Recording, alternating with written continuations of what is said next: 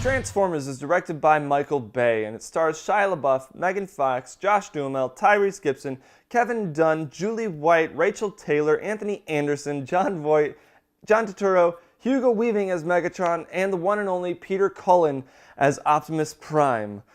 Now, this movie came out in 2007, so I am going to be talking spoilers. It is crazy that it came out 10 years ago, but yeah, I'm going to be talking spoilers, so if you haven't seen the movie yet, I would recommend seeing it. It's definitely worth seeing.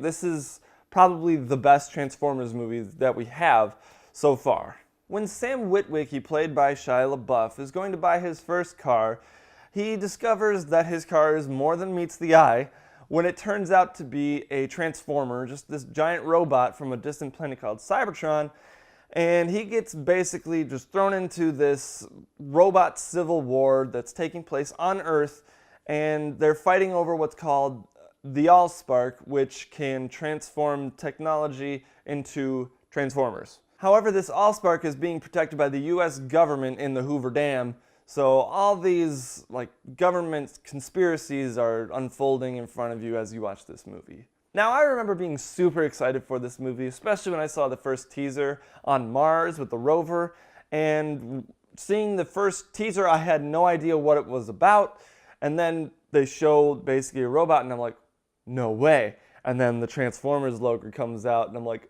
what? Are you serious? Now, I had never really watched the Transformers show or the movie at that point, but I had watched Beast Wars and Beast Machines all the way through, probably several times, because I grew up with those shows. And I thought they were really incredible. The CGI for that time was actually pretty good for a kid's TV show. And I have to say, my favorite thing about all these Transformers movies is obviously the CGI. The ILM just does an incredible job on every single Transformer. Every frame is just awesome to look at. Just drink it in with your eyeballs. And then to take it up a notch, they show basically every transformation in this movie. Almost every transformation. There are a few where they kind of cheat, but when they show it, it's pretty awesome. You see almost every part and where it goes on the Transformer character.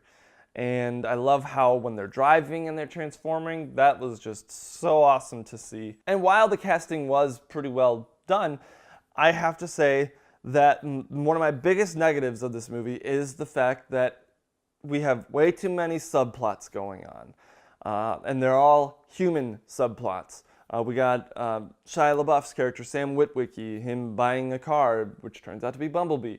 We've got Captain Lennox, I think he was Captain Lennox in this one, played by Josh Duhamel with Tyrese Gibson. We've got their story going on. We also have John Voight's story going on, and he's the Secretary of Defense, with Rachael Taylor's character being one of the people who's supposed to decrypt this code that the Decepticons sent out.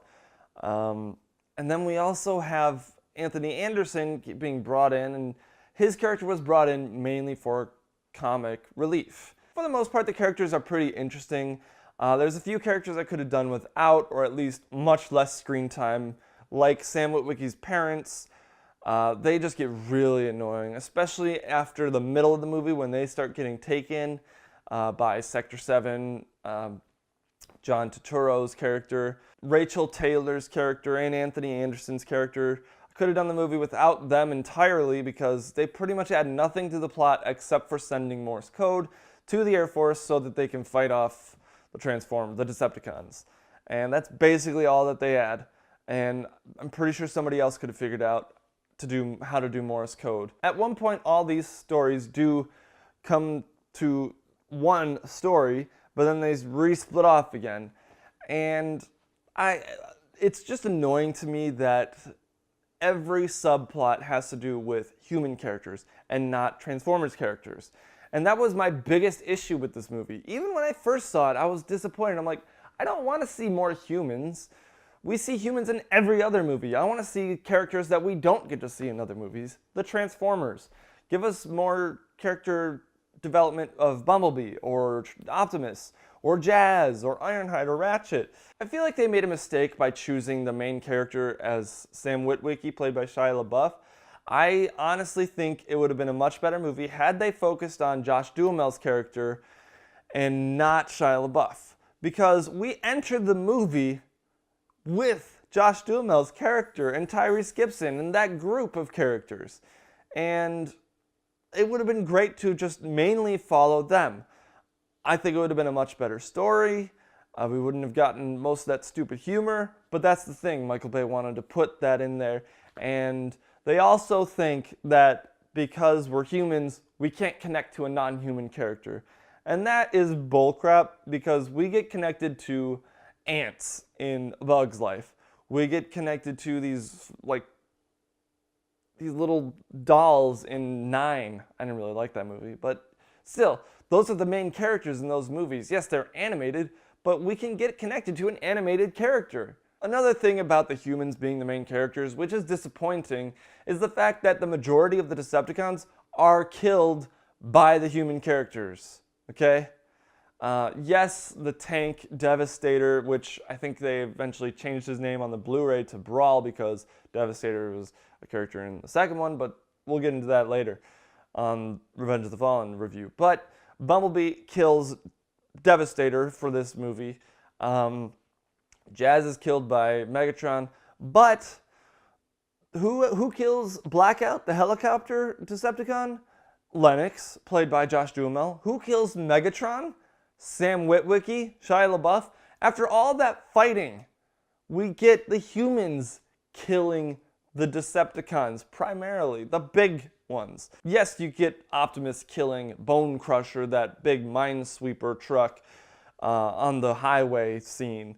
But for the majority of the main villain characters, the humans get to kill them. And that was disappointing.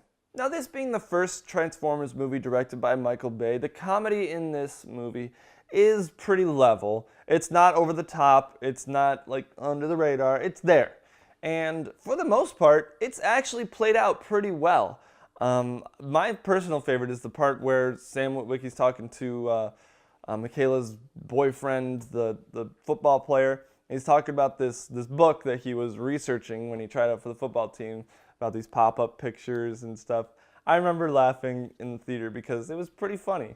And the rest of the jokes, they're okay, but I'd have to say the humor in this one is probably the best of the Transformers saga, I guess you'd call it now, because it's not just a trilogy. There's going to be 5 movies in a couple weeks, and then 6 or 7 after that. But yeah, the humor in this movie is probably the best of the series. And the best thing about the humor is it doesn't try to work its way into the action scenes, which is a very bad thing when movies try to do that. And it's a cool action scene and they're like, hey, let's throw a joke in there. Unfortunately, Guardians of the Galaxy Volume 2 did that, and that's what I didn't like about the movie. It kind of distracted from the action, but this movie did it right. It left the humor alone when it was in the action, at least for the most part. And that just leads me into the action. The action in this movie is incredible. The only bad thing I have to say is how it's shot. It's a lot of shaky cam, a lot of close-ups. You're like right in the action, like the Transformers characters are like right in your face while they're fighting. And it gets a little annoying, but you have to realize that they were trying to make them look like they're moving faster by putting them closer to the frame. Putting them further away made them look slower, but honestly, we all wanted to see what was happening in the scene, especially that fight scene between Optimus and Megatron and Bumblebee and Barricade, which that fight scene just barely happened. You know, we focused on the human side of that fight scene, which was very unfortunate when you get Sam Witwicky and Michaela fighting off against the little Decepticon. I think his name was Frenzy. But yeah, that scene was just, it was there. It was just a way to continue the story. Another great thing about this movie is the score and the soundtrack. The soundtrack is pretty good, but the score itself, made by Steve Jablonsky, was beautiful. I love the theme song of the Autobots coming down to Earth, the heroic feeling that you get from it And then the Decepticon theme, just really menacing, and I seem to remember it being a lot of football players with their deep voices doing the Decepticon theme. And how creative is that to put football players in an opera type of setting? It's just really cool. Overall, guys, this movie is very entertaining. It's definitely a blockbuster flick that you're going to see the explosions and action and CGI and shove popcorn in your face. But I give Transformers a B+, and that's because it's a great action movie. The CGI is incredible. Yes, some of the action takes place too close to the camera, but there's things that it could have done better in terms of story, character development, in the form of giving us different characters, not just human characters. And less humor. I could have done without some of that humor. Most of it was okay, but again, some of it was just over the top. So guys, what did you think of Transformers? Let me know in the comments section down below. I'm going to be continuing my series of the Transformers movie reviews up until the release of Transformers The Last Knight with Revenge of the Fallen, Dark of the Moon, Age of Extinction, and then my top 10 things that I want to see or that I think should happen in Transformers The Last Knight. So be on the lookout for those videos coming over the next couple weeks. I'm excited to make those videos, especially that top 10 list. But yeah, be on the lookout for those videos, and if you like this one, be sure to give it a big old thumbs up, subscribe to the channel, and make sure you hit that bell icon next to the subscribe button so you can be notified of when we upload new content. And as always, guys, thank you so much for watching, and I'll see you in the next video.